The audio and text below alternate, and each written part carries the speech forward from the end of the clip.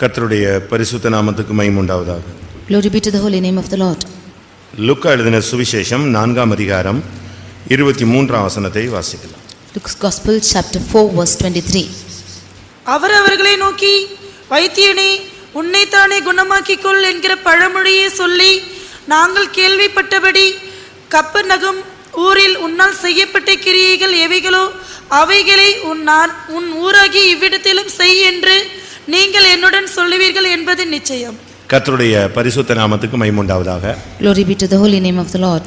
வைத்தியனே, உன்னைத்தானே குணமாக்கிக் கொள் என்கிற ஒரு பழமொழி அந்நாட்களிலே இருந்தது.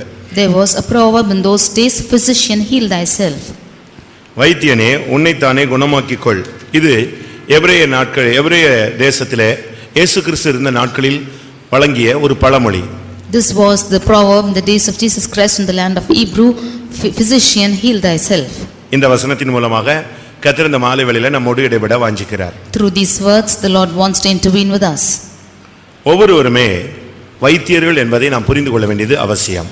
We all should understand that everyone is a physician.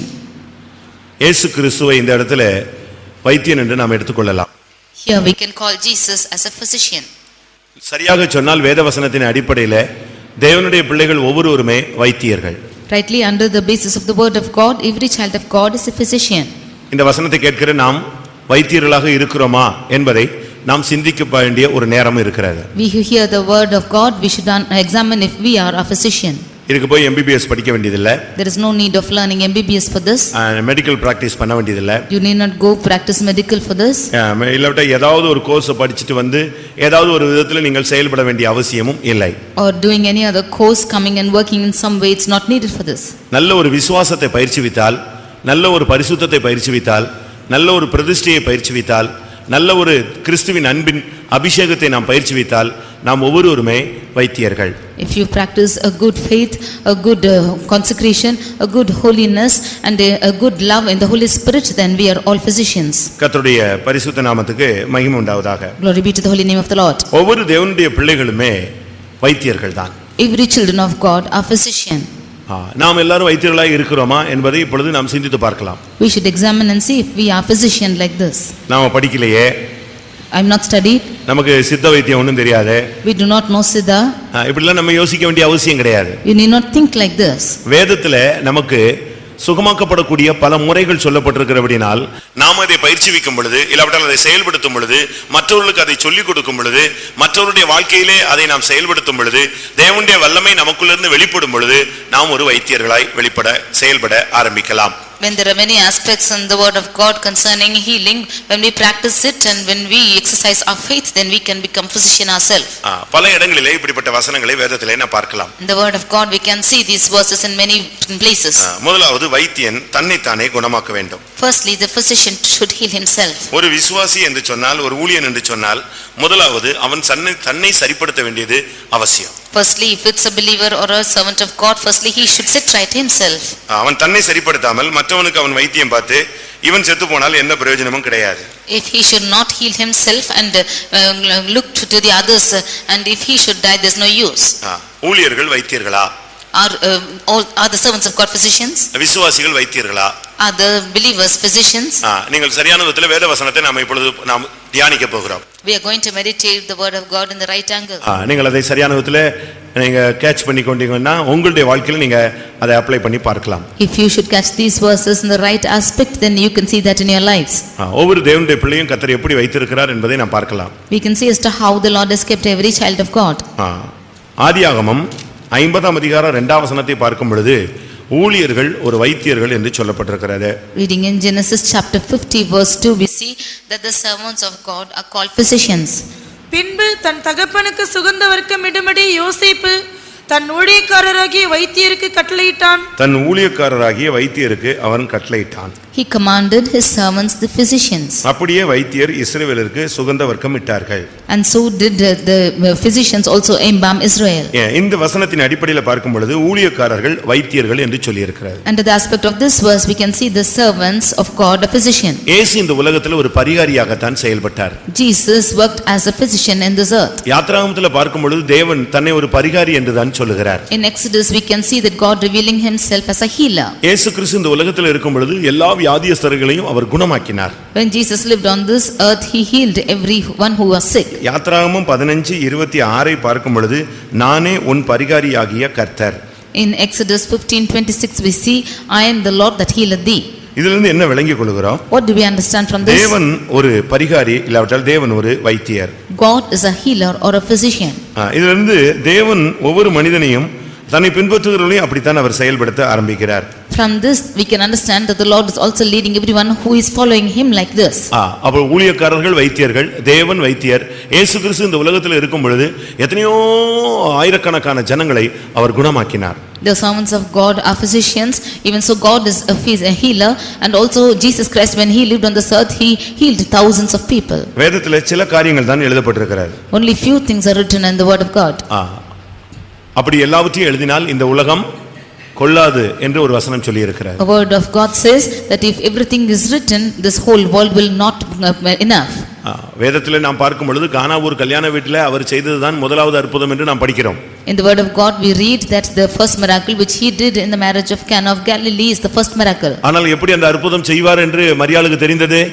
But how does Mary know that he will do miracles? அதுக்கு காரணம் என்ன? What was the reason for that? எப்படி திராட்சரசம் குறைவுபட்ட உடனே மகன்கிட்ட போய் சொல்ல முடிந்தது? When the wine was falling short, how could she go and tell his son? அவர் என்ன சொல்லுகிறாரோ அதை செய்யுங்கள் என்று எப்படி சொல்ல முடிந்தது? How could she say that whatever he says, he commands, you can do it? வீட்டிலே अनेक விசை குறைவுகள் வந்த பொழுது ஆண்டவராகிய இயேசு கிறிஸ்து அதை நிறைவு செய்து காண்பித்திருந்தார். Jesus Christ has fulfilled all these before many times in his house. அதனால தான் அவளால துணிந்து போய் இயேசுவிடத்திலே அந்த அற்புதங்களை செய்ய முடியாது சொல்ல முடிந்தது. That is why bravely she could say that Jesus will do miracles. அதனால தான் வேதம் சொல்லுகிறது ஆண்டவர் ஒரு பரிகாரி, இயேசு கிறிஸ்து ஒரு பரிகாரி. இயேசு கிறிஸ்துவை பின்பற்றுகிற ஒவ்வொருவரும் நாமும் இந்த பூமியிலே வைத்தியர்களாக செயல்பட வேண்டியவர்கள். And so therefore we can say that God is a physician and servants of God are physician, and Jesus Christ is a physician, and whoever follows him are physicians too. பழைய ஏற்பாட்டிலே தன்னை ஒரு பரிகாரியாக தான் தேவன் வெளிப்படுத்தினார். In the Old Testament the Lord revealed himself as a healer. அப்படி தன்னிடத்தில் வராதவர்களை அவர் கண்டித்தார். And those who did not come to him like this, the Lord condemned them. இரண்டாம் நாளாகமம் 16ஆம் அதிகாரத்திலே ஒரு ராஜா வியாதிப்பட்டு கர்த்தரை அல்ல அவன் வேறு பரிகாரியை தேடினான். Second Chronicles chapter 14 we can see a king when he became sick he did not seek for God but for the other physicians. அது அவனை மரணத்துக்கு கொண்டு போனது. That led him to his death.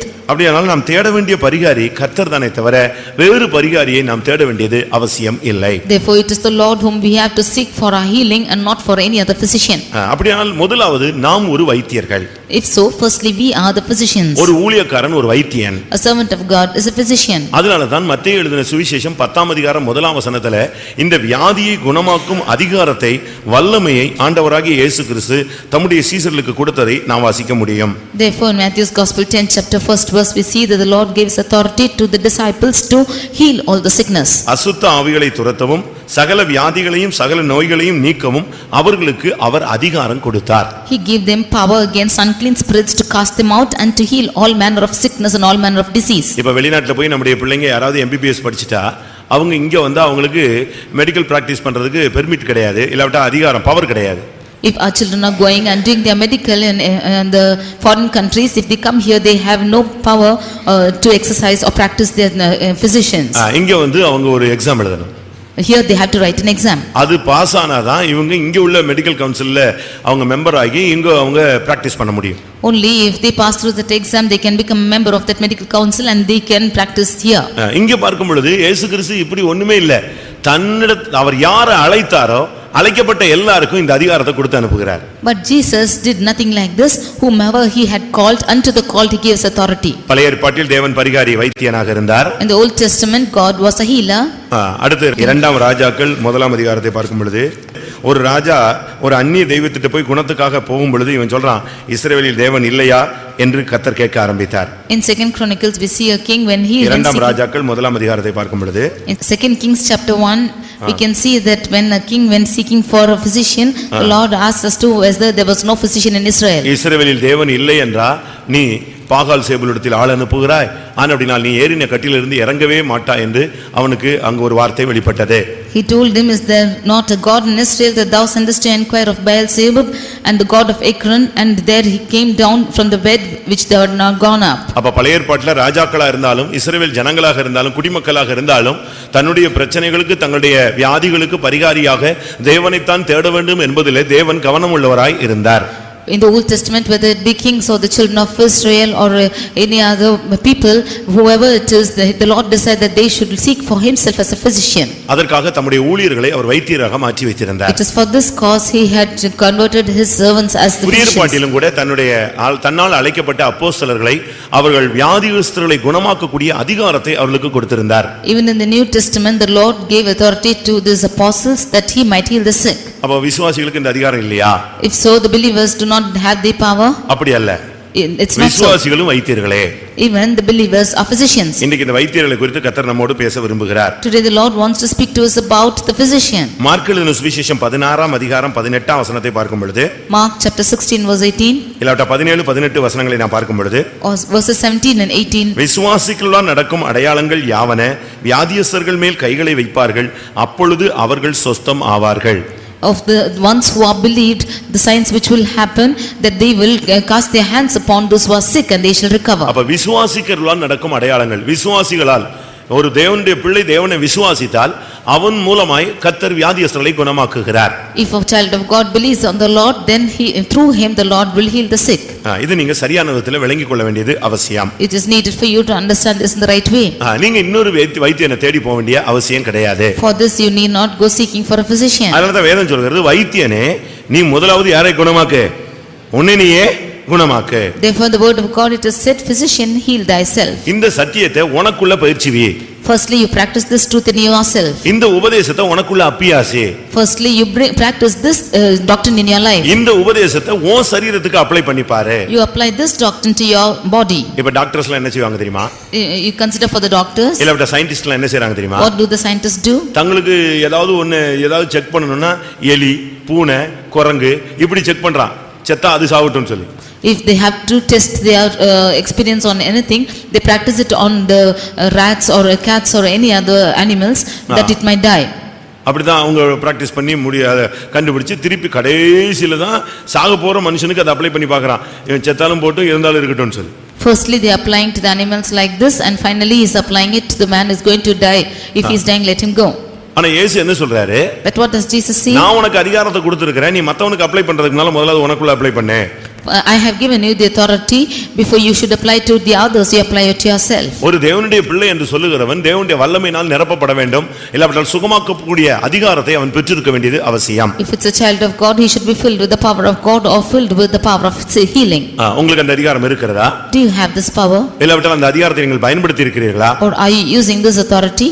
நீங்க ஒவ்வொரு விசுவாசிகளால் நடக்கும் அடையாளங்கள், of the ones who are believing, the signs that will take place. ஒரு சிலர் சொல்வாங்க, அபிஷேகமே என்ன பெறல, அவன் எப்படி பிசாசு துரத்த முடியும் அப்படினு கேள்வி கேட்கலாம். Some of them say that he is not anointed, how can he cast out demons? அபிஷேகம் தேவையில்லை, விசுவாசம் இருந்தாலே பிசாசு துரத்தலாம். If you have the faith itself, if without anointing itself you can cast demons. இயேசு மரித்து உயிரோடு எழுப்பப்பட்டு பரத்துக்கு போன பின்புதான் பரிசுத்த ஆவியானவர் பெந்தேகோஸ்தே நாளிலே இறங்கினார். Jesus died, was resurrected and went to the heaven and sent his Holy Spirit.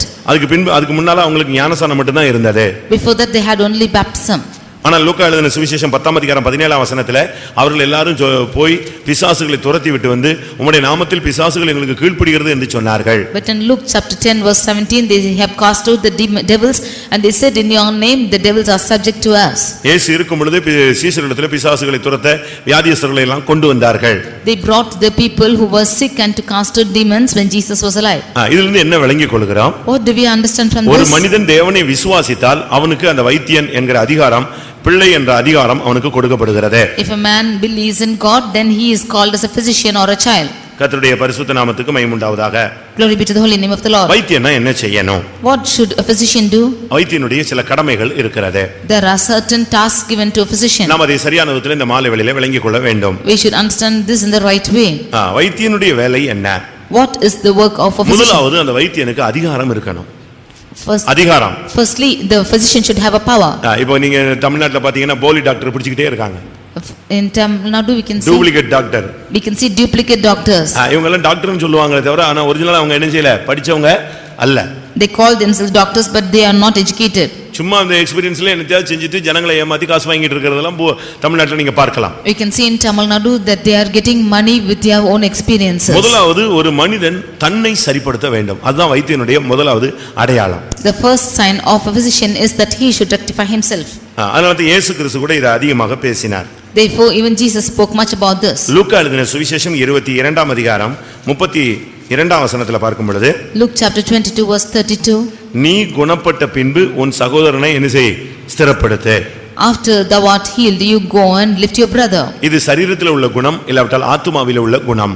This is the healing in the physical body or in the soul. ஒவ்வொரு தேவனுடைய பிள்ளைகளும் முதலாவது நம்மை தான், வைத்தியனே உன்னை நீயே குணமாக்கு. Firstly, we should heal ourselves. உபதேசத்தை, சத்தியத்தை, சாந்தம், அன்பு, இயேசு இவைகளெல்லாம் நீங்க பிரசங்கம் பண்றதுக்கு முன்னால நீங்க உங்களுக்குள்ள இதை அப்ளை பண்ணுங்க. Before you should preach about meekness, love and Jesus, you apply this into your own lives.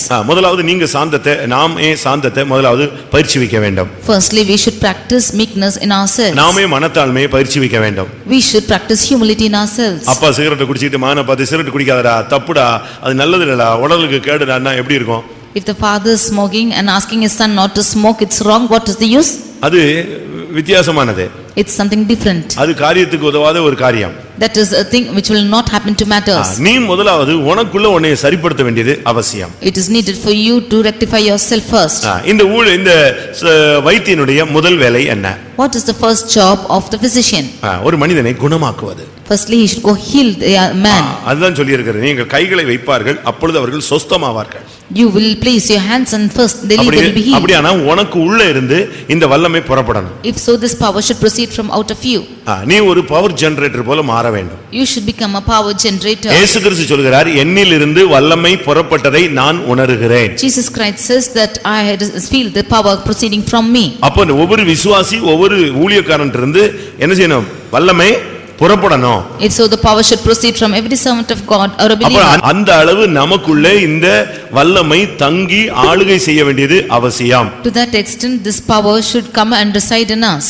ஒவ்வொரு தேவனுடைய பிள்ளைகளுக்குள்ள ஒவ்வொரு நாளும் நீங்க இந்த வல்லமையை பெற்றுக்கொள்ள வேண்டும். Every child of God should receive this power. இயேசு பகலெல்லாம் ஊழியம் செய்தார், இரவெல்லாம் ஜெபம் பண்ணி தன்னை தேவனுடைய வல்லமையினால் நிரப்பிக் கொண்டார். Jesus ministered the whole of the day and filled with this power the whole night. அதனால என்ன நடந்தது? அடுத்த நாள் இந்த வல்லமை ஜனங்கள் மத்தியில வெளிப்பட ஆரம்பித்தது. Therefore this power was revealed among the people the next day. நாம எல்லாரும் சுகமாக்கக்கூடிய வைத்தியர்களா இருக்கிறோமா? Are we the physicians who are healing? நான் அந்த டாக்டர்ட்ட போனேன் சுகமாகல, இந்த டாக்டர்ட்ட போனேன் சுகமாகல அப்படினு சொல்ற ஜனங்களை நம்ம பூமியில பார்க்கலாம். Some say that they went to that doctor, they are not healed. They went to this doctor, they are not healed. நம்ம ஆளுங்களே சாட்சி சொல்லுவாங்க, நாங்க அக்காட்ட போய் ஜெபிச்சோம் சுகமாகல, பாஸ்டர்ட்ட போய் சொல்லோம் சுகமாகல, இப்படிலாம் ஆளுங்களை நீங்க கேள்விப்படலாம் பார்க்கலாம். Even our people will say that I went and prayed to the sister and to pastor, they am not healed. அப்படினா என்ன அர்த்தம்? If so, what's the meaning? அவங்களுக்கு இன்னும் வல்லமை இல்லைன்னு அர்த்தம். It means that they have the power. இல்லட்டா உனக்கு விசுவாசம் இல்லைன்னு அர்த்தம்.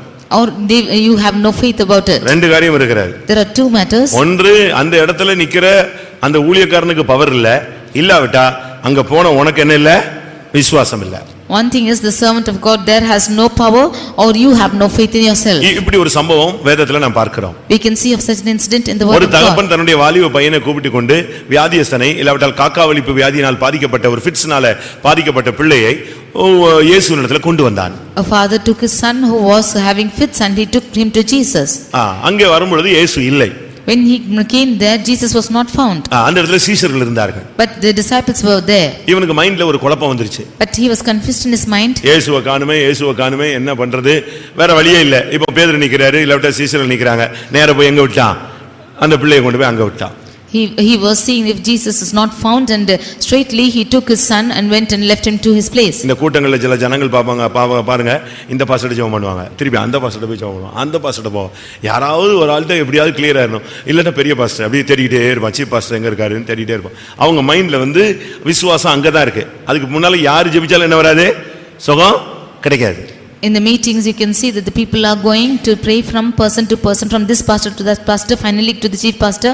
In their mind is that that pastor will pray and they will be healed. இப்ப கடைசியா இயேசுவினுடைய சீஷர்கிட்ட விட்டபோது அவங்களும் பயங்கரமா ஜெபிக்கிறாங்க, சுகமே ஆகல. Finally, when they were brought to the disciples of Jesus, they prayed well, but they were not இப்ப healed. Question ஆயிடுச்சு. And it was a question. அப்போஸ்தலர் ஜெபிச்சு ஒண்ணும் ஆகல. The apostles prayed and nothing happened. இந்த கேப்ல இயேசு வந்துட்டாரு. And in between this, Jesus came. அங்க நடந்த தர்க்கத்தை பார்த்துட்டு என்ன சத்தம்னு கேட்டாரு. Looking at that confusion, he asked, "What is that noise?" அப்ப இந்த தகப்பன் சொல்றாரு, நான் இப்படி வந்தேன், நீங்க இல்ல, சீசர்கிட்ட கொடுத்தேன், அவங்க ஜெபம் பண்ணாங்க, சுகமாகல அப்படின்னு சொன்னாங்க. Finally, the father is telling that I brought him to the disciples and he is not healed, and I'm standing here. விசுவாசம் இல்லாத மாறுபாடான சந்ததின்னு இயேசு சத்தம் போட ஆரம்பிச்சிட்டாரு. And Jesus looking at them saying, "O forward nation without faith." சீசர்களுக்கு doubt, ஏன் சுகமாகல, ஏன் சுகமாகல, ஏன் சுகமாகல. The disciples had a doubt as to why he was not healed. கடைசியில உனக்கு விசுவாசம் இருந்தா நான் உன் பிள்ளையை சுகமாக்கிறேன்னு கர்த்தர் அந்த தகப்பன்ட்ட சொன்னார். Finally, the father unto the father Jesus said, "If you have faith, I will heal him." அவன் அழுதான். And he cried. ஒரு இடத்துல விசுவாசத்தை வர்த்திக்க பண்ணனும்னு அழுதான், இன்னொரு இடத்துல என் அவிசுவாசம் நீங்கும்படி எனக்கு உதவி செய்யும்னு அழுதான். He cried out in a place, "Lord, you help me to increase my faith, or you help me to come out of this." கடைசியில இயேசு சுகமாக்கி விட்டார். And finally Jesus healed. வீட்டுக்கு போன பிறகு சீசர்கள்லாம் வந்தாங்க, ஏன் எங்களால அந்த பிசாசை துரத்த முடியல, ஏன் சுகமாக்க முடியலன்னு क्वेश्चन பண்ணாங்க. When the disciples went back home, they asked a question to Jesus as to why we were not able to heal him. அப்பதான் இயேசு சொன்னார், உங்களுடைய அவிசுவாசத்தினால தான். And Jesus said, "Because of your unbelief." ஊழியக்காரங்க விசுவாசிகள் அவிசுவாசத்துல இருந்தா கர்த்தர் அற்புதங்களே என்ன செய்ய முடியாது, செய்யவே முடியாது. If the servants of God or the believers have no faith, if they are unbelievers, the Lord cannot do his miracles. உனக்கு வியாதி வந்த உடனே அவிசுவாசம் வந்துருச்சா, நீ ஜெபம் பண்ணாத, முதல்ல அவிசுவாசம் நீங்கிறதுக்காக என்ன செய்ய, ஜெபம் பண்ணு. எந்த பாஸ்டர்ட்ட போனாலும் உனக்கு அவிசுவாசம் இருக்கிற வரைக்கும் அந்த பாஸ்டரால ஒண்ணுமே என்ன செய்ய முடியாது, செய்ய முடியாது. ஏனென்றால் அவிசுவாசம் தேவனுடைய கைகளை கட்டி விடுகிறது.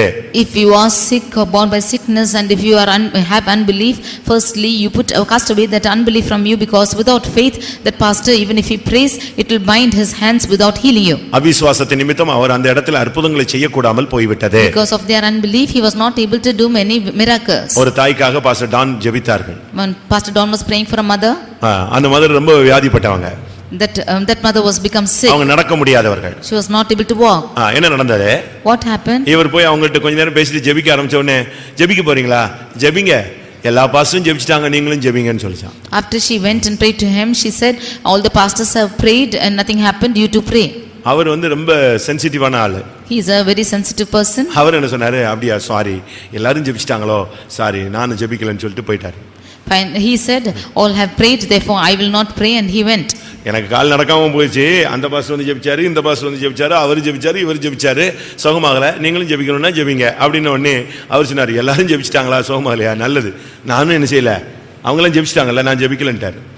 He said, because she said that all the pastors have prayed, I am not healed. He said, "All the pastors have prayed and you are not healed, therefore I am not also not praying." அதுதான் அந்த அம்மாவுக்கு ரொம்ப துக்கமாயிருச்சு. That was a grievance to that ஐயோ, mother. நான் தெரியாம சொல்லிட்டேன், மன்னிச்சிருங்க pastor, தயவு செய்து ஜெபிங்க, ஐயோ எனக்கு சுகமாகணும்னு. அது பிறகு அழுது அவங்கள போக விடாம மறிச்சு அவங்க குடும்பத்தாரெல்லாம் மன்னிப்பு கேட்டு கடைசியில ஜெபிக்க ஆரம்பிச்சாரு. That woman was grieved about this. She went crying and said that unknowingly I have told this, and all the family members stopped him, and finally he prayed. 10 நிமிஷம் அவங்களோட பேசினாராம். And he spoke to him for 10 minutes. விசுவாசம்னா என்னன்னு. What is faith? அதுக்குள்ள அந்த தாயினுடைய அவிசுவாசம் எல்லாம் போயிடுச்சு. And between this, the unbelief of that mother went off. விசுவாசத்தை பத்தி அவங்களுக்கு ஊட்டினார். And he inserted that, fed her with that faith. கொஞ்ச நேரம் கழிச்சு அவங்க சொன்னாங்க, இப்ப ஜெபம் பண்ணுங்க pastor. Finally she said, "Now you pray for me." அவர் ஜெபம் பண்ண உடனே அந்த அம்மாவுக்கு நடக்க முடியாத அந்த தாய் நாகர்கோவில்ல எழுந்து நடந்துட்டாங்க. That mother who was not able to walk until then, when he prayed, she began to walk. அவிசுவாசத்தோடு யார் ஜெபிச்சாலும் என்ன செய்ய முடியாது, இயேசுவே ஒண்ணுமே அந்த இடத்துல செயல்பட முடியாம போய்டுவார். With unbelief, whoever prays, even Jesus cannot work there. அதனால முதலாவது நாம் சரியான விதத்துல தேவனுடைய வல்லமையை வெளிப்படுத்தக்கூடியவர்களாக இருக்க வேண்டும். Firstly, we should be the ones who are revealing the power of God in the right way. ஒரு சிலர்லாம் பாருங்க, சில டாக்டர்ஸ் எல்லாரும் கைராசியான டாக்டர்னு தேடி போவாங்க. காரணம் என்னன்னா, அவனுக்கு அந்த ஜனத்தினுடைய நிலவரத்தை புரிந்து ஹீல் பண்றக்கூடிய ஒரு சக்தி இருக்கு. Some of them will go seeking for the doctors, that they are very lucky persons because they are able to experience it in their lives. அவனுக்கு அதுல நல்ல ஒரு எக்ஸ்பீரியன்ஸ் இருக்கு. They have a good experience with it. அதுபோல நாமும் தேவனுடைய வல்லமையை பெற்று இலவசமாய் பெற்றீர்கள், இலவசமாய் கொடுத்து நமக்கு ஜனங்களை குணமாக்கக்கூடிய ஒரு சக்தியை தேவனிடத்திலிருந்து பெற்றுக்கொண்டவர்களாய் நாம் காணப்பட வேண்டும். Therefore we have received the power from God, and receiving it from the God, we should be able to give it to the people. அந்த டாக்டர்கிட்ட போனா ஐயோ செத்துல போயிடுவான் அப்படிமா. Did you go to that doctor? He will surely die, he'll say. அப்படி டாக்டரா இங்க யாரும் சபையில ஊழியக்காரங்க விசுவாசிக்க மாட்டேங்கிறாங்க. Such physicians should not be found in our church. அப்படிப்பட்ட வைத்தியர்கள் நமக்கு தேவையில்லை. We do not want such physicians. நீ கை வைத்தா சுகமாகணும். If you should lay your hands, they'll be healed.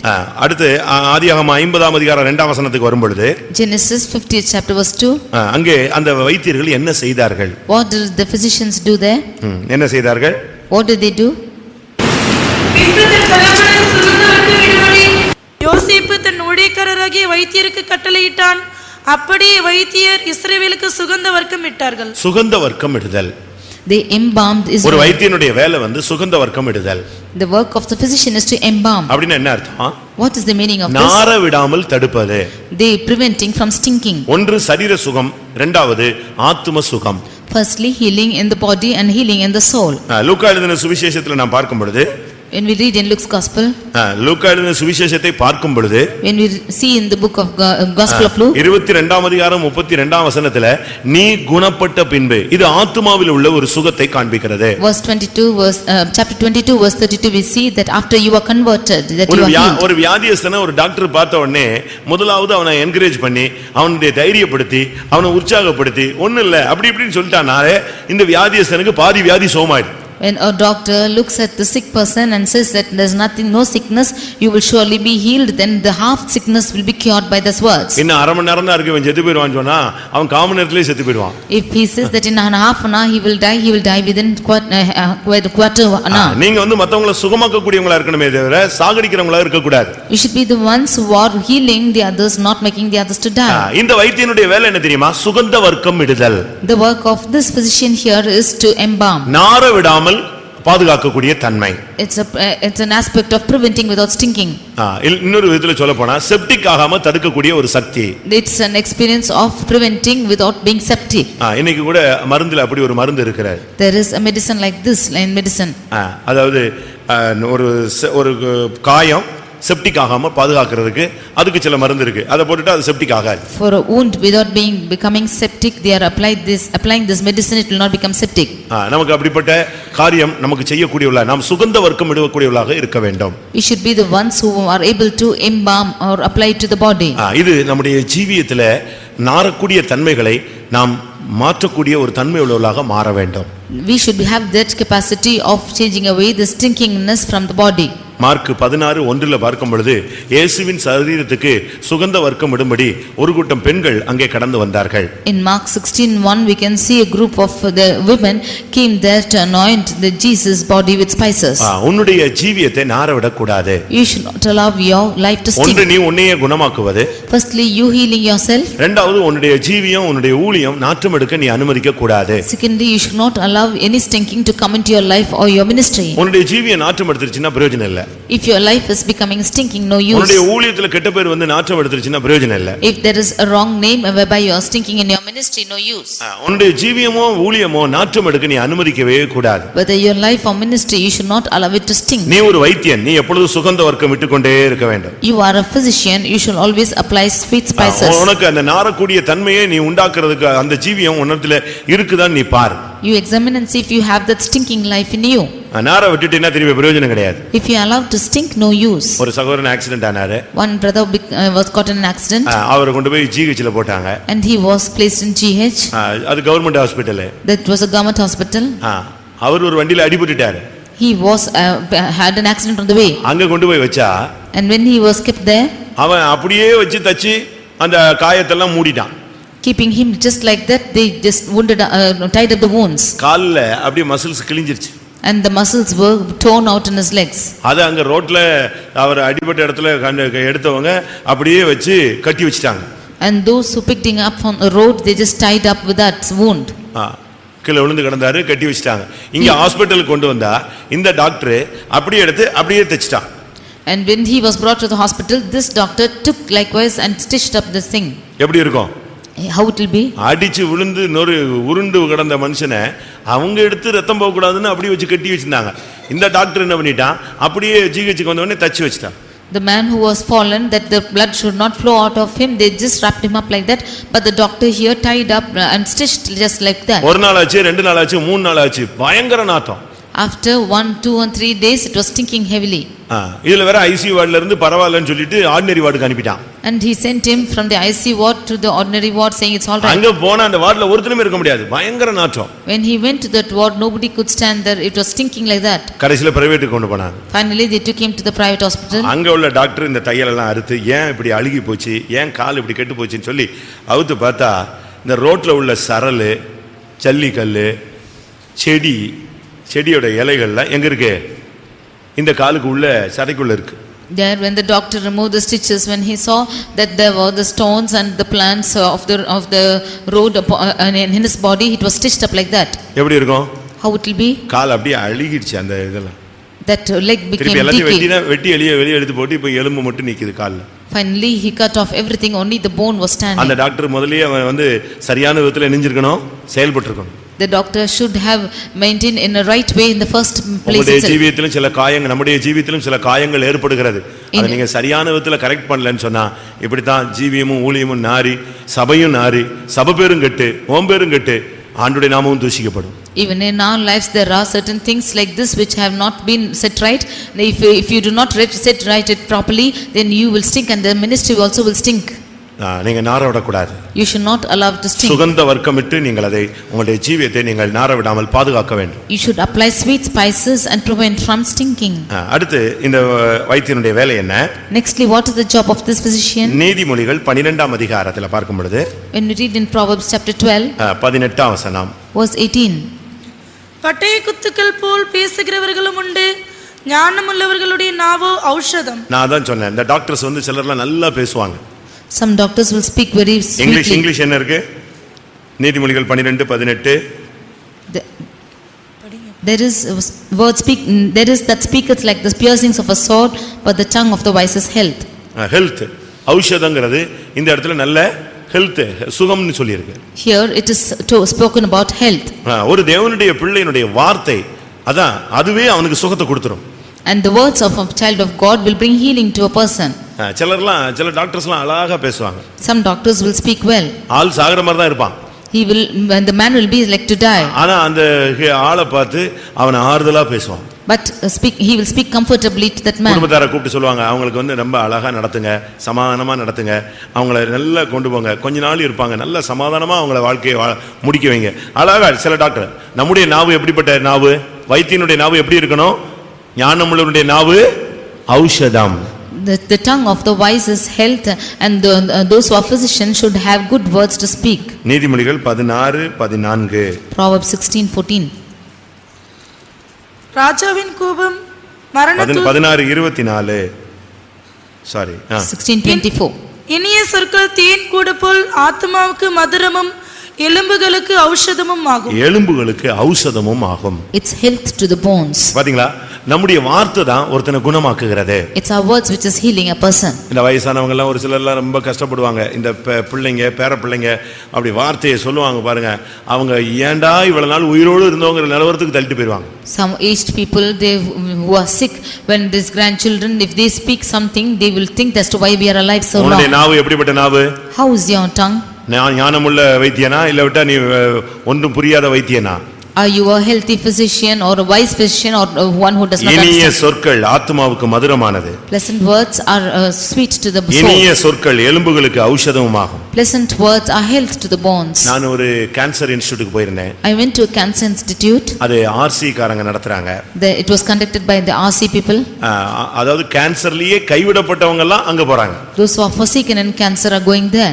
Cancer ஹாஸ்பிடல்லயே இது முடிஞ்சிரும் அப்படின்னு சொன்னா அதுக்கு பிறகு பராமரிக்க ஆள் இல்லாம இருப்பாங்க இல்லையா, அப்படிப்பட்டவங்கள எடுத்து அவங்க பராமரிக்கிறாங்க. When it is said that those who are forsaken by the cancer institute, they are going there for their treatment. பணமே கிடையாது. There is no money at all. அவங்களே செய்றாங்க. They themselves are doing it. ஆனா அப்படி பண்ற இடத்துல But in such a place, அந்த வியாதியஸ்தருக்கு ஏதாவது போராட்டம் வந்துச்சுன்னா இந்த கேத்தலிக் சிஸ்டர்ஸ் என்ன மாதிரி ஓடுறாங்க தெரியுமா? அந்த கேபின்ல பாத்தீங்கன்னா ஓடுவாங்க தட்ட தட்ட தட்ட தட்ட மருந்து எடுக்க.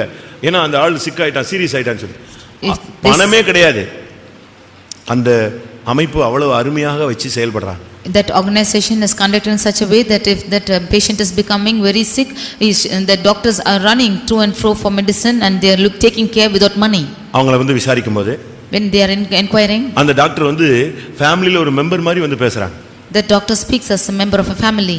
அவங்கள்ட்ட இந்த வியாதியை பத்தியே பேசுறது கிடையாது. He is not speaking about the sickness அவங்க at all. ஃபேமிலியை பத்தி, அவங்களுடைய மனதை பத்தி, அவங்களுடைய வேதனைகளை பத்தி இதையே அழகா பேசி நல்லா இருங்க, சந்தோஷமா இருங்க, பரவாயில்ல, நல்லா இருக்கு, உங்களுக்கு சுகமாயிடும், இப்படி என்கரேஜாவே பேசி அவங்க பழகுனவங்க. They are just practicing like in such a way, speaking about their family, and they say there's nothing, no problem with you, you take care of yourself, and speaking sweetly to them. நீங்க உங்க புருஷன்ட்ட எப்படி பேசுறீங்க? How are you speaking to your husband? உங்க பிள்ளைகள்ட்ட எப்படி பேசுறீங்க? How do you speak to your child? உங்க மனைவிட்ட எப்படி பேசுறீங்க? How do you speak to your wife? உங்க ஜனங்கள்ட்ட எப்படி பேசுறீங்க? How are you speaking to the people? நீங்க யோசிச்சு பாருங்க, நீங்கள் ஒரு வைத்தியன், எப்பவுமே You are always a physician. Think and say. வைத்தியனா இருக்கீங்களா? Are you a physician? இல்லட்டா நீங்க எப்படி நீங்க குத்துறீங்களா? Or are you just living like that? இந்த ஜிஹெச்சுக்கெல்லாம் போனீங்கன்னா மெதுவாகவே செய்ய மாட்டாங்க, போட்டு சரட்டு இழுத்துருவான், அது இழுக்கிற இழுவிலேயே பாதி புண்ணு பெரிய புண்ணாயிடும். When you go and see in the GH, they will not treat properly, and by the way they are treating, that wound will become big. இவன் கத்துனானா ஏன் கத்துற? If he is shouting, he'll ask us to why you are shouting. அவன் வலிக்கு கத்துறான், ஆனா இவங்க சொல்லுவாங்க கத்தாத, அப்படின்னா போ, வெளியே போ.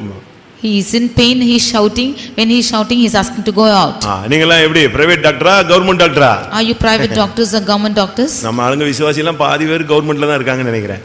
Believers, I think half of them are in government. ஊழியக்காரங்களே கொஞ்சம் பேர் கவர்மெண்ட் டாக்டரா இருக்காங்க. Even some of them among you are government doctors. அப்படி தயவு செய்து நீங்க அப்படி இருக்க கூடாது.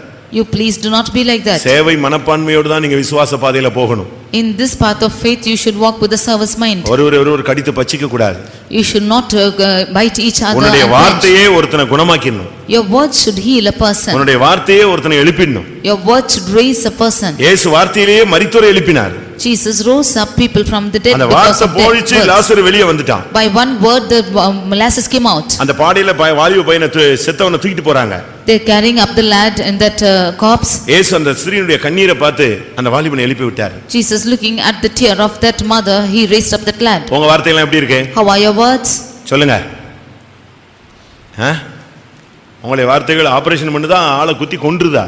Is your words operating or killing a person? வார்த்தையெல்லாம் ரொம்ப கண்ட்ரோல் பண்ணணும். ரொம்ப என்னத்தையாவது இடக்க முடக்கெல்லாம் பேசிடக்கூடாது. கர்த்தர் பட்டுன்னு தூக்கிடுவார். உங்களுடைய வார்த்தையில மரணமும் இருக்கு, என்ன இருக்கு, ஜீவனும் இருக்கு. மரணம் ஜாஸ்தி ஆச்சுன்னா உனக்கு தான் மரணம். In your words there are life and death. You should be careful with your words.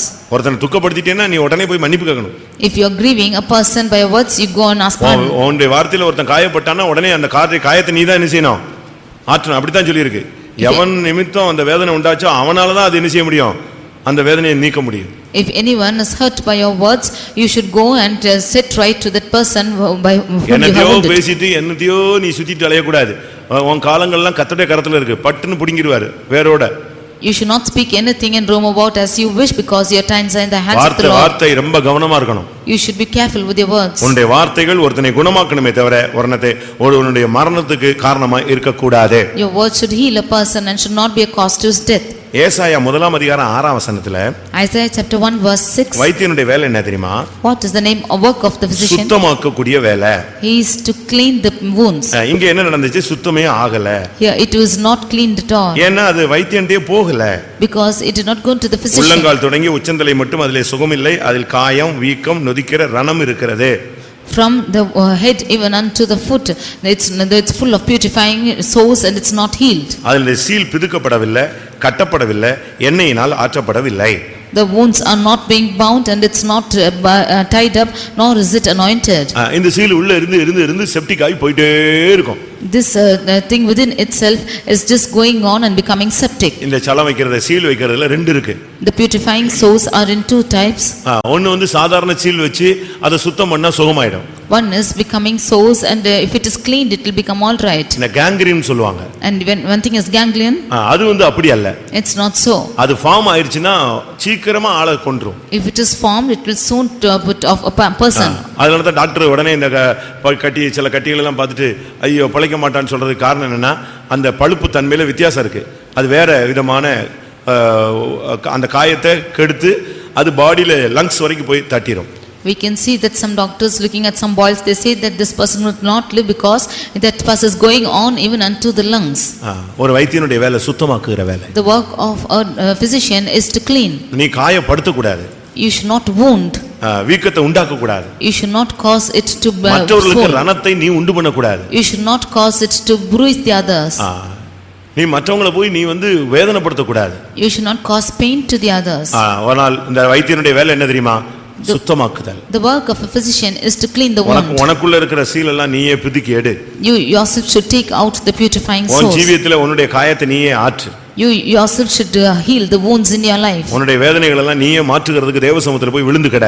Go and stay yourself in the presence of God that you might be healed of your wounds. அடுத்ததாக இந்த வைத்தியன் என்ன செய்றான்னா பிசின் தைலத்தை apply பண்றான். Nextly, what does the physician do? He is applying the ointment. அதுதான் நம்முடைய ஜீவியத்திலே இயேசுவின் இரத்தத்தை காண்பிக்கிறது. That shows the blood of Jesus in his life. எரேமியா 8:22 பார்க்கும் பொழுது Jeremiah 8:22. கிளையாத்திலே பிசின் தைலம் இல்லையோ, ரண வைத்தியனும் அங்கே இல்லையோ, பின்ன ஏன் என் ஜனமாகிய குமாரத்தி சொஸ்தமடையாமற் போனாள். கிளையாத்திலே பிசின் தைலம் இல்லையோ, Is there no balm in Gilead? ரண வைத்தியனும் அங்கே இல்லையோ. Is there no physician there? ஆண்டவர் ஒரு ரண வைத்தியன். God is a physician. ஒரு சுத்திகரிப்பு கூட்டம் ஒரு ஆபரேஷன் தியேட்டர் மாதிரி. He is like in an operation theater. சுத்திகரிப்பு கூட்டம் ஒரு operation theatre. A sanctification meeting is an operation theater. அதுக்கு தான் நம்ம வர சொல்றோம். உங்களுக்கு நாங்க ஆண்டவர் ஒரு அருமையான ரண வைத்தியன். God is a good physician, that's why we asked you to come. கிளையாத்தில் பிசின் தைலம் இருக்கிறது. There is balm in Gilead. கிளையாத்னா என்ன? What is Gilead? அது சபையை காண்பிக்கிறது. It shows church. அது சாட்சி உள்ள ஒரு இடத்தை காண்பிக்கிறது. It shows a place of witness. பிசின் தைலம் உள்ள ஒரு இடத்தை காண்பிக்கிறது. It shows a place of balm. நீ ஆண்டவர்ட்ட சபைக்குள்ள வரும் பொழுது உனக்கு நல்ல ஒரு சுகம், சத்தியத்தை கேட்கும் பொழுது உனக்கு ஒரு சுகம் உண்டாகும். When you come into the church, when you hear the truth, there will be healing in you. எரேமியா 46:11 பார்க்கும் பொழுது Jeremiah 44:11. எரேமியா 46:11. 46:11. எகிப்தின் குமாரத்தியாகிய கன்னிகையே, நீ கீலேயாத்துக்கு போய் பிசின் தைலம் வாங்கு, திரளான அவிழ்தங்களை நீ கூட்டுகிறது விருதா, உனக்கு ஆரோக்கியம் உண்டாகாது. நீ வேற எந்த அவிழ்தங்களை நீ கூட்டினாலும் உனக்கு ஆரோக்கியம் உண்டாகாது. எங்க போ? நீ கீலேயாத்துக்கு போய் பிசின் தைலம் வாங்கு. Whatever medicine you use, that will be in vain.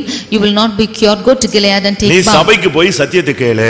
Go to church and listen the truth. சபைக்கு போய் ஆலோசனை கேளு. Go to church and ask counsel. சபையில உள்ள ஊழியக்காரனாகிய வைத்தியனை போய் நீ சந்தித்து பாரு. You go and consult the physician of the church. தேவனுடைய சமூகத்துக்கு நீ போய் உன்னை சீர்படுத்தி பாரு. You go rectify yourself in the presence of நீ God. அதை செய்யாம நீ வேற என்ன செஞ்சாலும் பிரயோஜனம் இல்ல.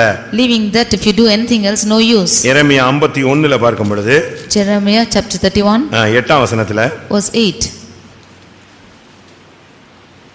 பாபிலோன் சடுதியில் விழுந்து தகர்ந்தது, அதற்காக அலறுங்கள், அதன் நோவை ஆற்ற பிசின் தைலம் போடுங்கள், ஒருவேளை குணமாகும். ஒருவேளை நீ பாபிலோனுக்கு ஒரு வார்த்தை சொல்லுது, நீ போய் பிசின் தைலம் வேணா போட்டு பாரு, உனக்கு சுகமாகலாம். You go to Babylon, if you are applying the balm, you might be healed. இந்த பிசின் தைலம்னா வீட்ல வச்சிருக்கீங்களா? அந்த ஆயின்மென்ட் அல்ல, வீட்ல நம்ம ஆளுங்க எல்லாத்துக்கும் வச்சிருக்காங்க. Our people are having balms in their house for everything. பேரு தான் விசுவாசி. They are only called namesake believers. அங்க போனா ஃப்ரிட்ஜுக்கு மேல இருக்குறதும் நிலையில இருக்குறதும் இதுதான்.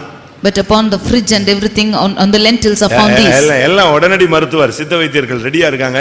இங்கிலீஷும் இருக்கு, எல்லாமே இருக்கு. They are reading, they are having ready medicines, English and Siddha. எல்லாமே நம்முடைய கையில இருக்கிறது. Everything is in our hands. இவ்வளத்தையும் வச்சிட்டு பைபிள் கையில வச்சுக்கிறோம். Having all this, we are taking Bible in our hands. ஏன் தள்ளுபடி ஆகமத்தை தள்ளி வச்சாங்க? சில ஆகமங்களை தள்ளி வச்சதுக்கு எது காரணம்? Some books have been put away from the Bible. நம்ம பைபிள்ல இப்ப 66 புத்தகங்கள் தான் இருக்கு. தள்ளுபடி ஆகமத்துல கூட சில ஆகமங்கள் உண்டு. There are certain chapters in the Bible which are not found like this. அதெல்லாம் ஏன் விட்டுட்டாங்க? வேண்டான்னு ஏன் தள்ளுபடி ஆகமன்னு அதுக்கு எனக்கு பேர் வச்சாங்க? Why it is like a castaway chapters in the Bible? நீ உன் வியாதி நேரத்துல வைத்தியனையும் தேடு, தேவனையும் தேடு. இதான் விசுவாசத்துக்கு மாறான ரெண்டு கருத்துக்கள் அங்க இருக்கிறது. There are two options here. You seek for the doctors and also God for your healing. நீ ஜெபமும் பண்ணு, you pray as well, வைத்தியனையும் நாடு, and also seek for a doctor. ஏனென்றால் வைத்தியனும் தேவனால் உண்டாக்கப்பட்டவனே. Because even the doctor is made of God. மருந்துகளும் தேவனால் உண்டாக்கப்பட்டவைகளே. Even medicine is made of God. இதத்தான் Martin Luther சொன்னார், இது விசுவாசத்துக்கு மாறானது. அது என்ன, ஒருத்தர் ரெண்டு படகுல எப்படி பயணப்பட முடியும்? That is how Martin Luther said that how can a man just journey on two boats? இது விசுவாசத்துக்கு மாறானது. This is something contrary to faith. நீதிமான் தன் விசுவாசத்தினால் பிழைப்பான். The just shall live by his faith. மருந்துனால பிழைக்க மாட்டான். He will not live by the balms. இதெல்லாம் விசுவாசத்துக்கு மாறான ஆகமங்கள்னு சொல்லி ஒதுக்கிட்டாங்க. Therefore these are the chapters which are contrary to faith and saying so it's custom. நம்முடைய ஜீவியத்துல ஆண்டவருடைய இரத்தத்தை நாம் அப்ளை பண்ணணும். உபதேசம் தான் பிசின் தைலம், தேவனுடைய வார்த்தை தான் பிசின் தைலம். அபிஷேகம் தான் பிசின் தைலம், இயேசுவின் இரத்தம் தான் பிசின் தைலம். In our life we should practice all these medicines in our life, and anointing is the medicine, and Jesus is a medicine, God is a medicine, the word of God is a medicine. கீலேயாத் சபையை காண்பிக்கிறது. சபைக்கு வந்துட்ட பிறகு இந்த சபையில நீ பயமும் திகிலும் உள்ளவனாய் இருக்க கூடாது. Gilead shows the church, after coming into this church you should not be found with fear. சபைக்குள்ள வந்துட்ட பிறகு உனக்கு சபையில உனக்கு ஆரோக்கியம் உண்டு. After you come into the church you have a gain from the church. நான் உனக்கு சௌக்கியத்தையும் ஆரோக்கியத்தையும் வரப்பண்ணுவேன். I will bring healing and health to you. நான் உன்னை நான் உன் பரிகாரியாகிய கர்த்தர். I am the God that healeth you. நான் உன்னை குணமாக்குவேன். I will heal you. என்னுடைய தழும்புகளால் நீ குணமாகிறாய். By my stripes you shall be healed. இப்படி தெளிவான வார்த்தைகள் இருக்கும் பொழுது நீ இங்க வந்துட்ட பிறகு இஸ்ரவேலுக்கு சபைக்குள்ள வந்துட்ட பிறகு நீ சுகமாகிறதுக்கு வெளியே போக கூடாது. அதனால தான் கேள்வி கேட்கிறது, இஸ்ரவேலிலே கிளையாத்திலே ரணவைத்தியன் இல்லையோ? ஆண்டவர் குணமாக்கக்கூடிய சக்தி ஆண்டவருக்கு இல்லையா? When there are clear words like this, you should not come into the church and go without healing. Because of this God asks, is there no balm in Gilead? Is there no healing power in God? ஆதியாகமம் 37:25 பார்க்கும் பொழுது Genesis chapter 37 verse 5. கிளையாத்திலே கந்தவர்க்கமும் உண்டு, சுகந்தவர்க்கமும் உண்டு, பிசின் தைலமும் உண்டு. There is sweet spices, there is ointment, and also balm in Gilead. இந்த சபைக்கு வந்த பின்பு மரணத்துக்கு நீ பயந்தா ஓடி போயிடு. If you are fearing death after coming to the church, you go away. நியாயாதிபதிகள் 7ஆம் அதிகாரம் 3ஆம் வசனத்தில் என்ன சொல்லி இருக்கிறது? Judges 7 chapter verse 3. அங்க என்ன சொல்லி வாசியுங்கள்? நியாயாதிபதிகள் 7ஆம் அதிகாரம் 3ஆம் வசனம். ஆகையால் பயமும் திகிலும் உள்ளவன் இவனோ, அவன் திரும்பி கீலேயாத் மலைகளிலிருந்து விரைவாய் ஓடிப்போக கடவன் என்று. பயமும் திகிலும் உள்ளவன் கீலேயாத் மலையிலிருந்து என்ன செய்ய கடவன்? விரைவாய் ஓடி போக கடவன். Whosoever is fearful and afraid, let him return and depart early from Mount Gilead. கீலேயாத்துல பிசின் தைலம் இருக்கு. கீலேயாத்துல ரணவைத்தியன் இருக்கிறார். அருமையா உன்னுடைய ஆத்மாவை சரீரத்தை குணமாக்கக்கூடிய தெய்வம் ஒருத்தர் இருக்கிறார். ஏனென்றால் அவர் உனக்காக சிலுவை சுமந்து காயப்பட்டு மரித்து ஜீவனை கொடுத்தவர். There is balm and physician in Gilead, because he is the one who is endured on the cross, and he has suffered for your sake that he might give you healing. அவர் ஒரு அருமையான ரணவைத்தியன். He is a good physician. நல்ல ஒரு surgical, அருமையா உனக்கு operation பண்ணுவார். He is a good surgery and he will conduct good சரீரத்தில் operation. உள்ளதான பலவீனத்தையும் operate பண்ணி கிளியர் பண்ணுவாரு. உன்னுடைய ஆத்மாவில் உள்ளதான காரியங்களுக்கும் அவர் அழகா ஆபரேஷன் பண்ணுவார். He will clear the pains in your body and also of your soul. ஒரு அம்மாவுக்கு ஹிரண்யா வியாதி இருந்தது. One woman was caught with hernia. அந்த குடல் இறக்க வியாதி. And that is a sickness in the intestines. என்ன நடந்துச்சு? What happened? அவங்க சொன்னாங்களா, ஆண்டவரே ஆதாமுக்கெல்லாம் ஒரு அயர்ந்த நித்திரையில ஒரு அருமையான ஆபரேஷன் பண்ணி ஒரு எலும்பு எடுத்து ஒரு மனைவியை உண்டாக்கி கொடுத்தவர், எனக்கு ஒரு ஆபரேஷன் பண்ணி இந்த குடலை தாங்கக்கூடிய சக்தி அந்த ஜவ்வுக்கு இல்லாம போயிருச்சே, அந்த ஜவ்வை தைக்கிறதுக்கு தானே நான் ஆஸ்பத்திரிக்கு போகணும், நீங்க ஏன் தைக்க கூடாதுன்னு கேட்டாங்க. She said, God, you have made an operation when Adam was asleep, and you who could do that, conduct that operation, why not you clear my intestines and you take away that thing which has to be fitted? For that I had to go to hospital. அன்னைக்கு night ஒரு சொப்பனம். And that night she had a dream. இவங்க operation தியேட்டர்ல இருக்கிறது மாதிரி. She is going to the operation theater. ஒரு doctor வந்து அந்த குடலை உள்ள தள்ளி அழகா அந்த ஜவ்வை தைக்கிற மாதிரி. And the doctor is pushing that intestine into her body and he's stitching it up. அதோட அவங்களுக்கு அந்த வியாதி சுகமாயிடுச்சு. With that sickness was இன்னைக்கு அந்த மருத்துவர் உயிரோட ரணவைத்தியன் இருக்கிறார். ரணவைத்தியர்னா சர்ஜிக்கல், உன்னை ஆபரேட் பண்றதுக்கு நல்ல ஒரு டாக்டர் இருக்கிறார். Even today we have a physician who is able to operate us. தூத்துக்குடியில ஒரு சகோதரன் போர்ட்டஸ்ல வர்க் பண்றாரு. One brother in Tuticorin, he is working in Porters. அவருக்கு ஹார்ட் அட்டாக்ல, அதாவது அடிக்கடி இந்த ஹார்ட் அட்டாக் வர்ற ஒரு போராட்டம் இருந்து கொண்டே இருந்தது. He often was attacked by this heart attack. அவ்வப்பொழுது இந்த ஹார்ட் அட்டாக் வரும்பொழுது அப்படியே மயங்கிடுவாரு, வேர்த்துரும், ஒரு மாதிரி நிலவரத்துக்கு தள்ளப்பட்டு விடுவார். When he is attacked by this, then he will sweat all over and push to a தெய்வீக சுகத்துல போராடி கொண்டே இருந்தார். But he was striving for divine healing. ஒரு நாள் சண்டே சர்வீஸ் முடிச்சு one day after the Sunday service, வீட்டுக்கு போய் went home. அப்படியே Dress மாத்தாம மனைவி சமையல் பண்றதுக்கு அவங்க கிச்சனுக்கு போன உடனே பிள்ளைகள்லாம் சாப்பாடு ரெடி பண்ற வரைக்கும் விளையாண்டுட்டு இருந்தாங்க. ரெண்டு பிள்ளைகளும். இவர் அப்படியே போய் பெட்ல படுத்துட்டார். And he went and lied down without changing his dress, and his children were playing there. He went and lied himself on the bed. அப்படியே படுத்த உடனே படுத்துட்டு யோசிக்கிறாரா, நான் இத்தனை வருஷம் பிறந்ததிலிருந்து மருந்து எடுக்கல, பிறந்ததிலிருந்து நான் இந்த விசுவாசத்திலேயே பயிற்சி வைக்கப்பட்டிருக்கேன் எங்க அம்மா மூலமா. இப்பவும் நான் இந்த கடைசி நேரத்தில் இந்த ஹார்ட் அட்டாக் போய் நான் ஆன்ஜியோ பண்ணணுமா, இல்லை வால்வு ப்ராப்ளம்னு சொன்னான்னா திருப்பி நான் போய் ஹார்ட் இதுக்கு போய் நிற்கணுமா, ஹார்ட் பைபாஸ் சர்ஜரிக்கு போய் நிற்கணுமா, ஏன் ஆண்டவரே நீங்க என்னை குணமாக்க கூடாதா, இப்படியே மனதிலேயே பேசிட்டு அப்படியே மயங்கிட்டார். He was talking within his mind saying, all these years I have practiced this faith from my mother, from my child I have not gone out to the doctor, and for this heart attack should I go to the doctors for this angio or for bypass surgery? என்ன நடந்துச்சு தெரியுமா? What happened was, அப்படியே ஒரு மயக்க நிலை. he was in a state of fainting. அந்த நேரத்துல பிள்ளைங்க விளையாடுற சத்தம் கேக்குது. At that time he could hear children playing. அடுப்புல சமையல் குக்கர் சவுண்ட் கேக்குது. And he could hear the sound of the cooker in the இந்த stove. கேப்ல ஒருத்தர் உள்ள வர்றார். In between this, one person is coming inside. இவர் அவரை எதிர்க்கல, யாருன்னு கேட்கல. He is not confronting him nor asking him who is he. அவர் நேரா வந்து ஷர்ட்டோட பட்டனை கழட்டி He came straight in, opened the shirt button அப்படி ஹார்ட்ட அப்படி ஒரு ஓபன் பண்ணாரா. and opened the heart. ஹார்ட்ட கையில எடுத்துட்டாரா. He took that heart in his hand. நான் இது நேரடியா என் சபையில கேட்ட சாட்சி. It's the testimony that I heard in my church. அந்த வால்வு 2-3 வால்வு சொல்றாங்க இல்லையா, அதுல ஏதோ ஒரு வால்வு வந்து அப்படியே சப்பி போய் அதுதான் இப்போ இவருக்கு ப்ராப்ளத்தை உண்டு பண்ணிட்டு இருக்கு. It was in that valve so that he had some problem, that it was just shut like that. இவர் பார்த்துட்டே இருக்காரு, இவர் ஹார்ட் யார் கையில இருக்கு? அவர் கையில இருக்கு. He saw that his heart was in his hands. அத அப்படியே நம்ம இந்த ஸ்ட்ரா ஏதாவது சப்பிக்கிச்சுன்னா நம்ம என்ன செய்வோம், அதை கிளியர் பண்ணுவோம் இல்லையா, அதே மாதிரி அழகாக ரொட்டேட் பண்ணி கரெக்டா அதனுடைய லெவலுக்கு கொண்டு வந்துட்டார். As we are clearing the straws, even he rotated it and he brought it to its level. அப்படியே உள்ள வச்சு ஷர்ட் பட்டன் போட்டார். He placed it inside and put on the shirt button. ஏங்க சாப்பிட எழும்புங்கன்னு எழுப்பிட்டாங்க. யாரு? வைஃப் வந்து எழுப்பிச்சு. And the wife came and woke him to eat. அவர் ஷாக் ஆன மாதிரி எழும்பிட்டாரு. And he woke in a shock. இவர் ஷாக் ஆன உடனே அது பயந்துச்சு, மறுபடியும் ஏதாவது ஸ்ட்ரோக்கு வந்துருச்சோன்னு சொல்லி.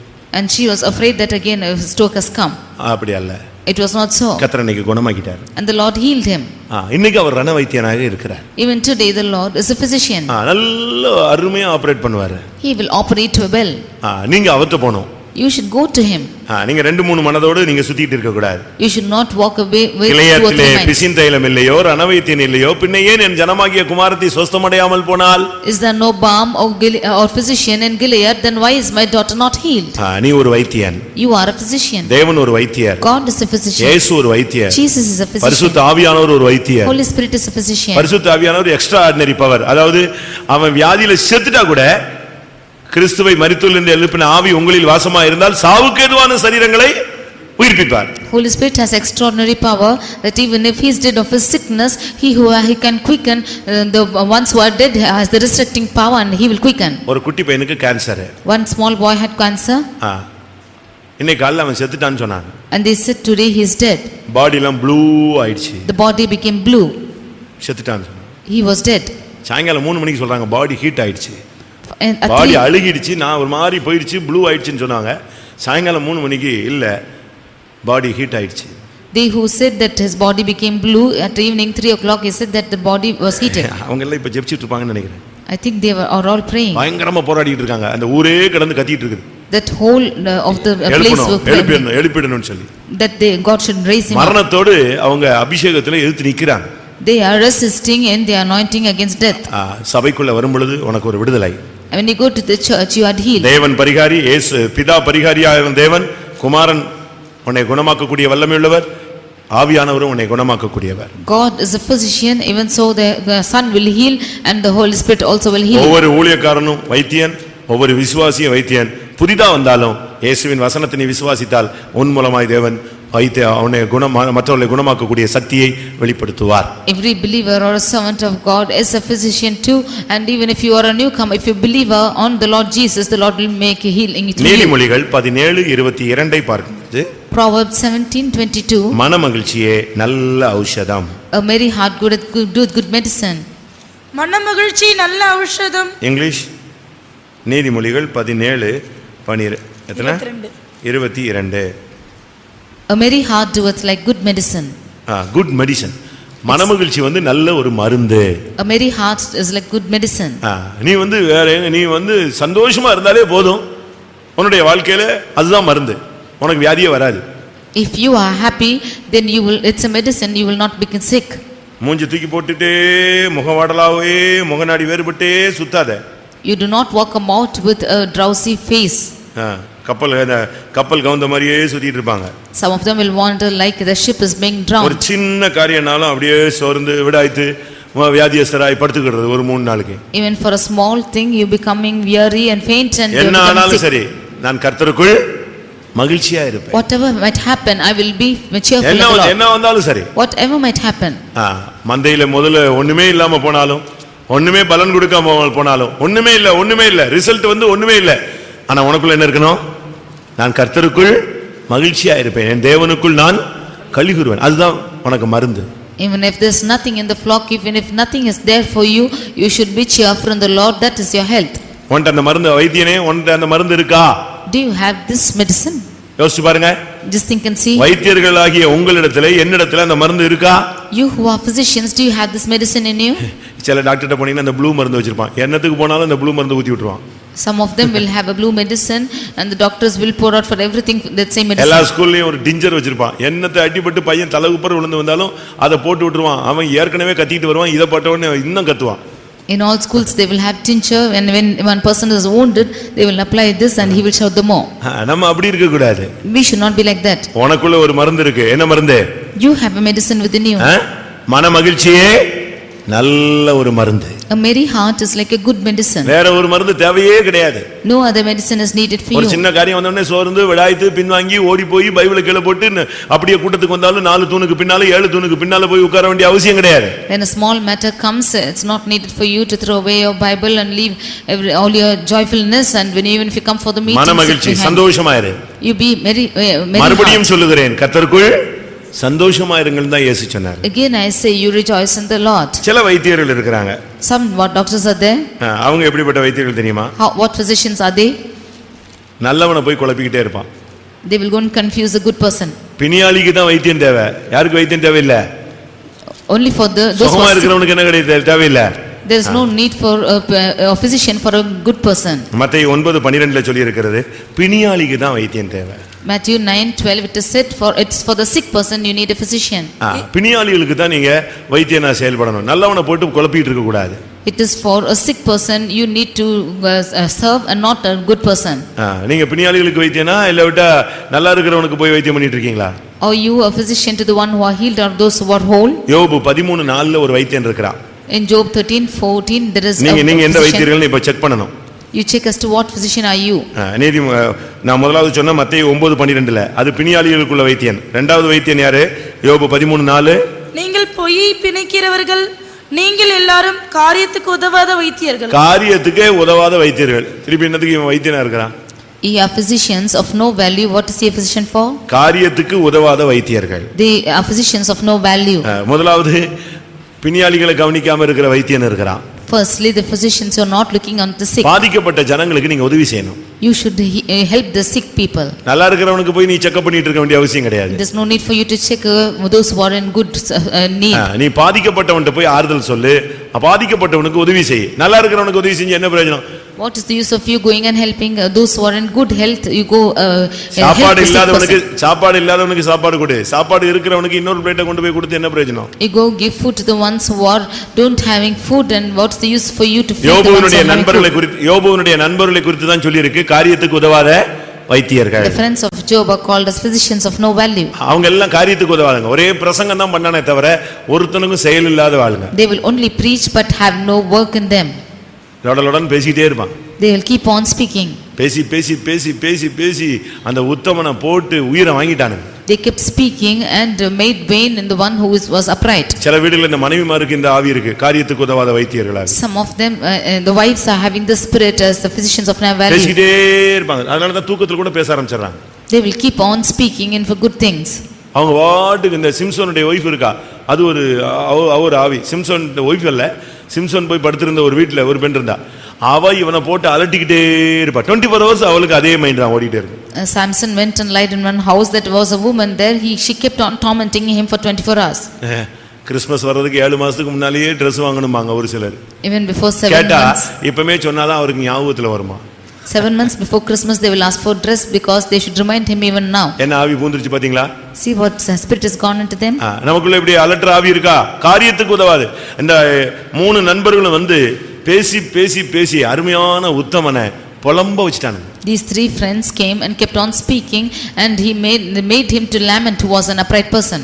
சில வீட்ல புருஷன்மாருக்கு இந்த காரியத்துக்கு உதவாத வைத்திய ஆவி வந்துரும். Some of their husbands are like physicians of no value. போட்டு வீட்ல எப்ப பார்த்தாலும் பேசிட்டே இருப்பான், பொம்பளை மாதிரி பேசிட்டே இருப்பான். They will keep on speaking as a woman in that house. இந்த ஆவியெல்லாம் நமக்கு வரக்கூடாது. காரியத்துக்கு உதவாத வைத்தியனா நீ இருக்கக்கூடாது. We should not be physicians of no value. Mark 5:26 ஒரு வைத்தியன் இருக்கிறான். In Mark 5:26 there is a physician. வருத்தப்படுத்தும் Vaithiyan. Those are physicians who are worried. அநேக வைத்தியர்களால் மிகவும் வருத்தப்பட்டு அநேக வைத்தியர்களால் அவள் வருத்தப்பட்டாள். She suffered many things of the இந்த physicians. வைத்தியன் அவளை குணமாக்கல. They did not heal her. என்ன பண்ணா? What did they do? அவளை துன்பப்படுத்தின ஒரு ஆளு. They only put her to suffering. அநேக வைத்தியர்களால் அவள் வேதனைப்படுத்தப்பட்டவள். She was suffering because of many physicians. மற்றவங்களை நம்ம வருத்தப்படுத்த கூடாது. We should not suffer the others. மற்றவங்களை வருத்தப்படுத்தினா கர்த்தர் உன்னை வருத்தப்படுத்துறதுக்கு அடுத்த ஆளை கொண்டு வந்து நிப்பாட்டுவார்.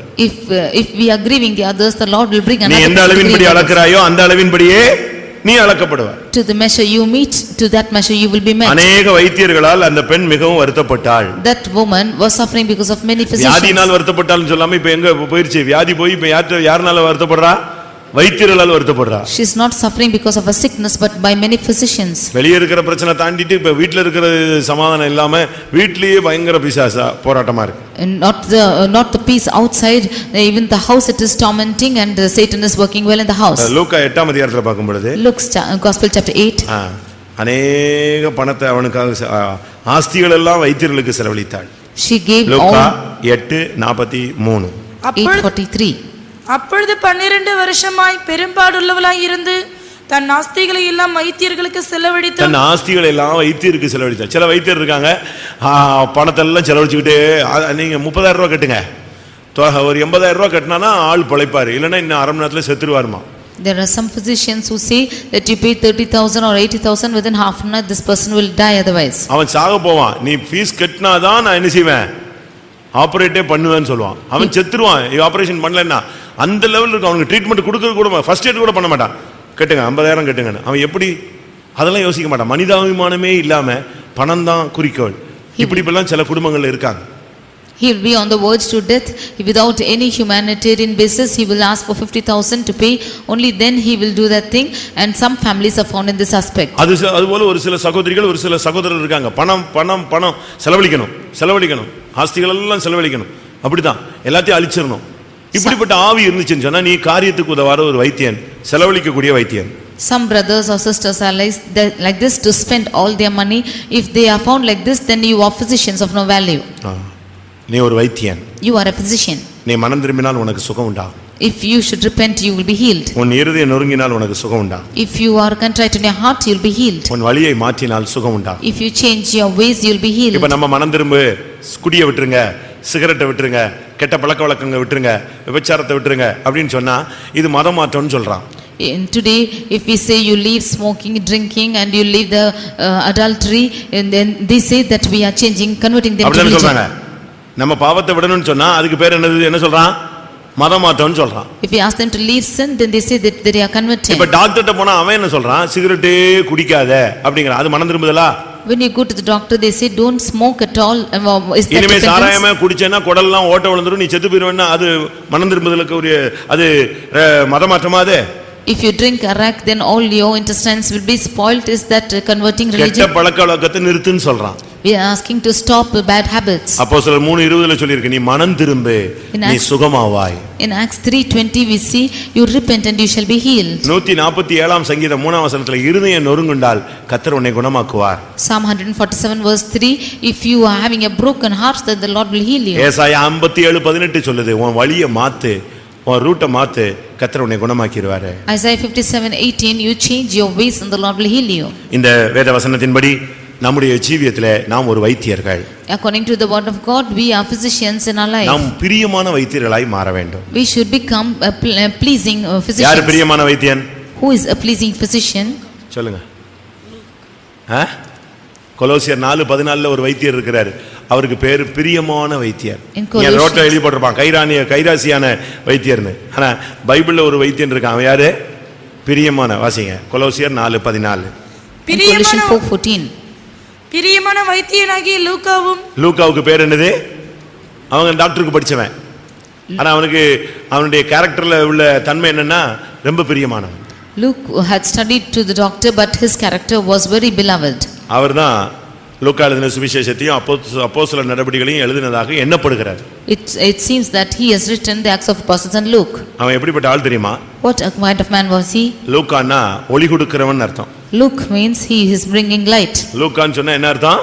Luke ஒளியை கொடுப்பவன். Luke means giving light. இருள் சூழ்ந்த இடத்துல ஒளியை கொடுப்பவன் தான் ஒரு வைத்தியன். In the place of darkness, giving light as a physician. எல்லா டாக்டரும் சொல்லிடுவான் செத்து போயிடுவான்னு. அவன் செத்து போயிடுவான் இன்னொரு ஆப்ஷனுக்கு போனா அவன் சொல்லுவான் உங்களுக்கு சாவே கிடையாது, நான் எழுப்பி காண்பிக்கிறேன், உன்னை சரிப்படுத்தி காண்பிக்கிறாமா. அவனுக்கு நம்பிக்கை ஒளி பரவ ஆரம்பிக்கும்.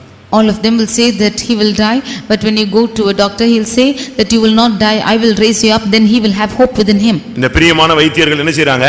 ஒளி கொடுக்கிறவர்கள். The beloved physicians will give light. வாழ்க்கையின் நம்பிக்கை ஒளியை பரவச் செய்கிறவர்கள். They are making the confidence in their life which is light to இன்னொரு grow. பகுதியில அவன் ஊழியத்துல ரொம்ப பிரியமானவன். And he was more beloved in the ministry. அதுக்கு ரெண்டு காரணங்கள் இருக்கிறது. There are two reasons for this. 2 தீமோத்தேயு 4:11 அவன் என்னோடு கூட இருந்தான், பவுலோடு கூட இருந்தான். 2 Timothy 4:11 he was with St. Paul. Philemon 24 அவன் என் உடன் வேலையாள் என்று பவுல் சொல்கிறார். In Philemon 24 he is my co-worker. நீ கர்த்தருக்கு பிரியமானவனா இருக்கணும், பரிசுத்தவான்களுக்கு பிரியமானவனா இருக்கணும்னா பரிசுத்தவான்களோடு நிக்கணும், பரிசுத்தவான்களுடைய உடன் வேலையாளா நீ நிக்கணும்.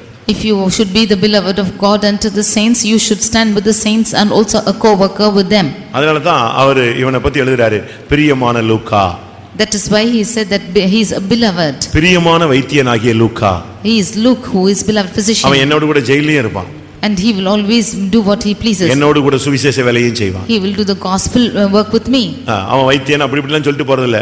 பவுலோட சேர்ந்து ஜெயில்ல போனா ஜெயில்ல போய் கிடப்பான். அவனோட உடன் ஊழியனா வேலை செய்யணும்னா வேலையை செய்வான். And if he is asking to go and do his work, he will do. And if he is asking to do the ministry with him, he will do it too. நாம் மற்றவர்களுக்கு பிரியமான, தேவனுக்கு பிரியமான ஒரு வைத்தியர்களாக ஒளி கொடுக்கக்கூடியவர்களாய் நாம் மாற வேண்டும். We should become beloved physicians giving light to others. எல்லாரும் கண்களை மூடுவோம். Let's all close our eyes. ஆண்டவருடைய சமூகத்திலே தேவன் அவர் பரிகாரி, இப்பொழுது அந்த ஸ்தானத்துல நம்மை பரிகாரிகளாக ஏற்படுத்தி வைத்திருக்கிறார். In the presence of God, God is a physician and he has kept us a physician in his stead. தேவன் பிதா பழைய ஏற்பாட்டு காலத்திலே தன்னை ஒரு பரிகாரியாக வெளிப்படுத்தினார். God the Father revealed himself as a physician in the Old Testament. இயேசு ஜீவனோடு நடந்து வந்து எல்லாரையும் அவர் சுகமாக்கினார். Jesus walked being alive and healed all the people. ஆவியானவர் இன்றைக்கும் வியாதியஸ்தர்களை குணமாக்கி கொண்டிருக்கிறார். The Spirit of God is also healing the sick. ஒவ்வொரு ஊழியர்களையும் கர்த்தர் அந்த ஸ்தானத்துக்கு ஏற்படுத்தி வைத்திருக்கிறார். The Lord has ordained the servants of God. விசுவாசிக்கிற ஒவ்வொருவனையும் வைத்தியனாக தம்முடைய வல்லமை வெளிப்படுத்தக்கூடிய சக்தி உள்ளவர்களாய் கர்த்தர் ஏற்படுத்தி வைத்திருக்கிறார். The Lord has ordained those who are believing to become physicians. முதலாவது உங்களை குணமாக்குங்கள். Firstly, you heal yourself. உங்களுடைய ஜீவியை நார விடாமல் பாதுகாத்துக் கொள்ளுங்கள். You preserve your life without stinking. மற்றவருடைய ஜீவியத்தை கெட்டுப்போக அனுமதியாதீர்கள். Do not allow others' life to stink. மற்றவர்களுக்கு ஆறுதலாய் பேசுங்கள். Speak comfortably to the others. உங்களுடைய ஜீவியத்தை சுத்தமாக்குங்கள். You cleanse your life.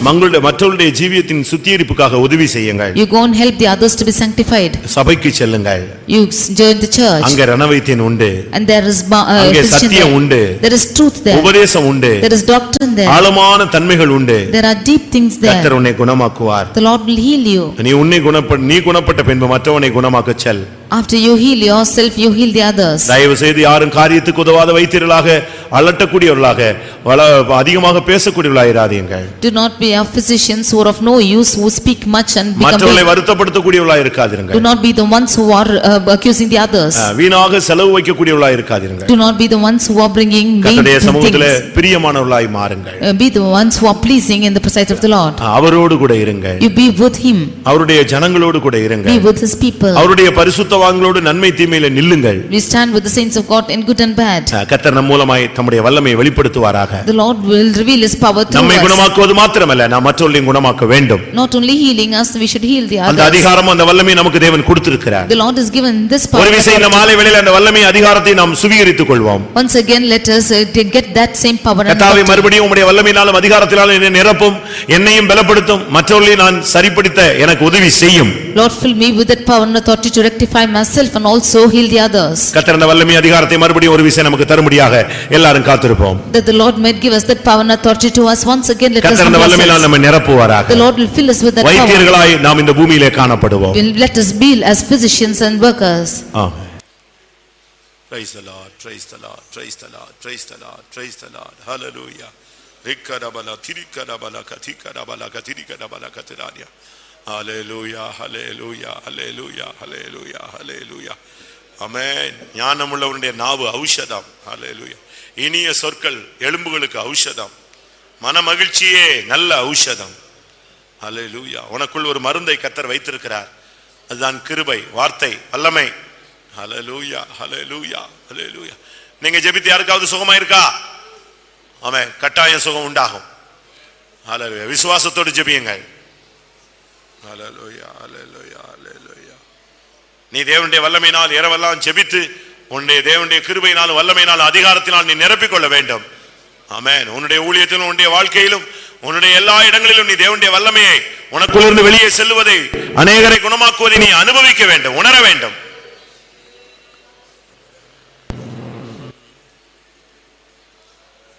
கர்த்தாவே, என் மூலமாய் உம்முடைய வல்லமையை வெளிப்படுத்துன்னு சொல்றவங்க கைகளை உயர்த்துங்கள் பார்க்கலாம்.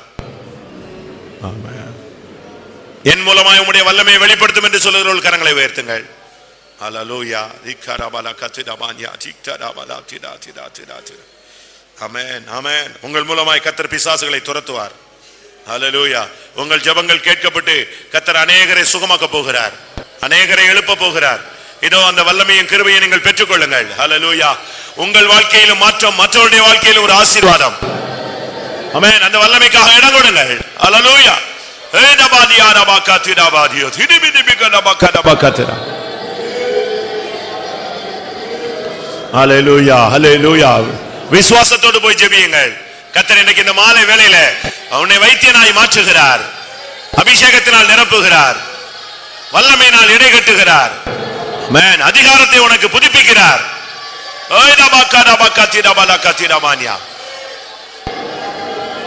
ஆமென். இனி நீ ஜெபிக்கும் பொழுது உனக்கும் சுகம், மற்றவர்களுக்கும் சுகம். ஹல்லேலூயா, ஹல்லேலூயா, ஹல்லேலூயா.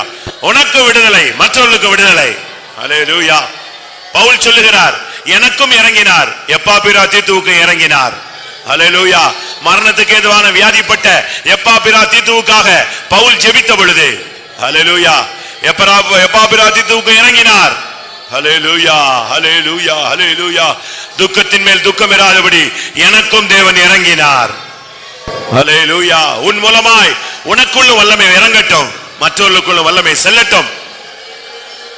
ஒரு நிமிடம் தேவனுடைய வல்லமைக்கு இடம் கொடுங்கள். கர்த்தாவே, குணமாக்கு வல்லமையினால் என்னை இடை கட்டும். குணமாக்கு வல்லமையினால் என்னை இடை கட்டும் ஆண்டவரே.